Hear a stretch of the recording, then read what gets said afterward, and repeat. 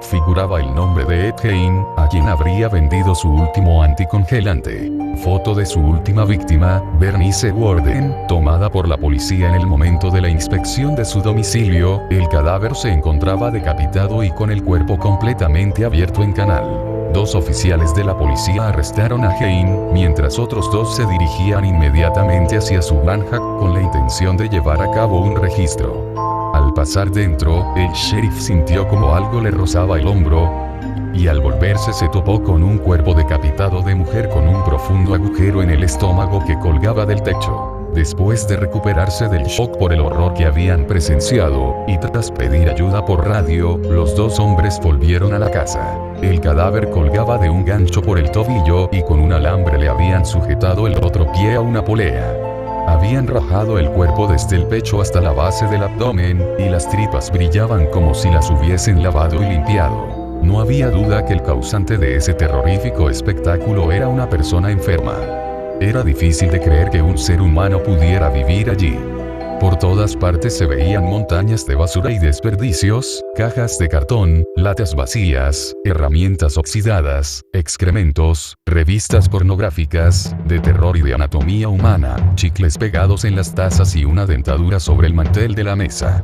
Había varios cráneos por la cocina, algunos partidos por la mitad y empleados como cuencos.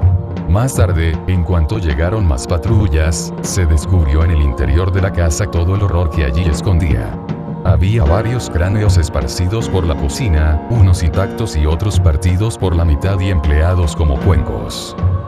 Una inspección más detenida reveló que una de las sillas de la cocina estaba hecha con piel humana, como las pantallas de las lámparas, las papeleras, las fundas de los cuchillos e incluso alguna prenda de vestir, como un chaleco o un cinturón formado con pezones humanos. Entre los más atroces descubrimientos, se encontraron unas cajas con los restos humanos pertenecientes a diferentes cuerpos sin identificar, el corazón y la cabeza amputada de Bernice Warden en una bolsa de plástico, una colección de 9 máscaras de piel humana con el pelo intacto, de las cuales 4 colgaban en la pared que rodeaba la cama de Gein, etc.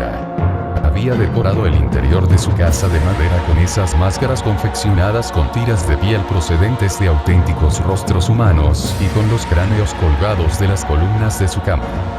La única habitación de la casa que parecía normal era una sellada con tablones en la puerta y perfectamente ordenada, la de su madre.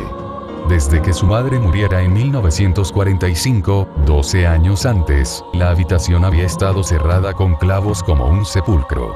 Ed explicó a la policía después de su detención que después de su fallecimiento, su madre se mantuvo en contacto con él durante más de un año, hablándole mientras se adormecía. Dijo que había sido en esa época cuando desarrolló su fascinación por la anatomía.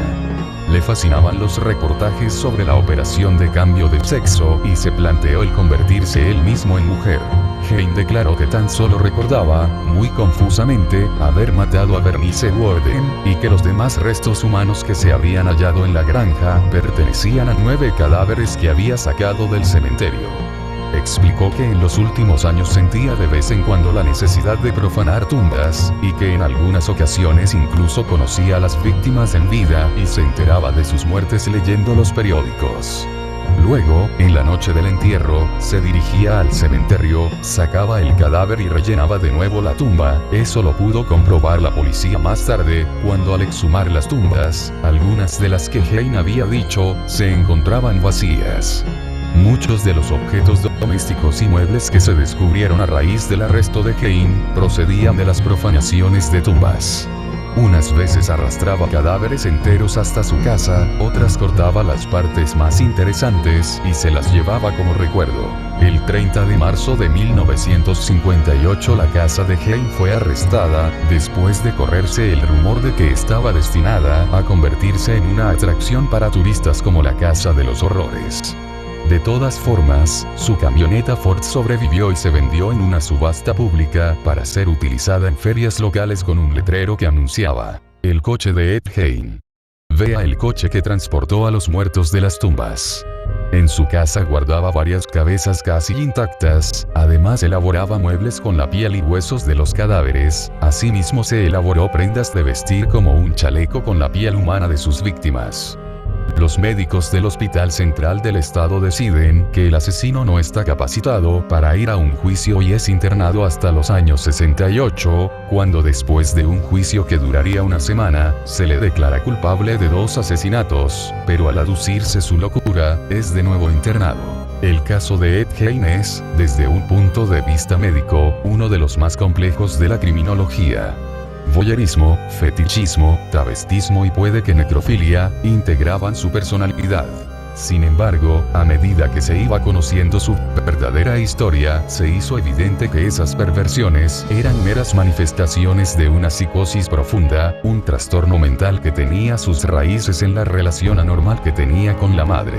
Cuando los psiquiatras comenzaron a considerar las posibles razones de su comportamiento patológico, supusieron que se trataba de un caso de complejo de Edipo, que Gein estaba enamorado de su madre y que a raíz de su muerte se obsesionó en buscar a alguien que la sustituyera, pues encontraron extraordinario parecido entre sus víctimas y su madre. De niño, buscaba el amor de su madre de manera obsesiva, que le era negado una y otra vez. Fue así como en su mente se desarrolló una nueva personalidad, un Ed que odiaba a la mujer. Gein murió por insuficiencia respiratoria el 26 de julio de 1984, tras décadas de reclusión en una unidad psiquiátrica, donde resultó ser un paciente modelo. En la actualidad, sus restos descansan en el cementerio de Plainfield, al lado de los de su madre. Espero que les haya gustado, like y suscríbete, te ha avalado Batman y hasta la próxima, chao.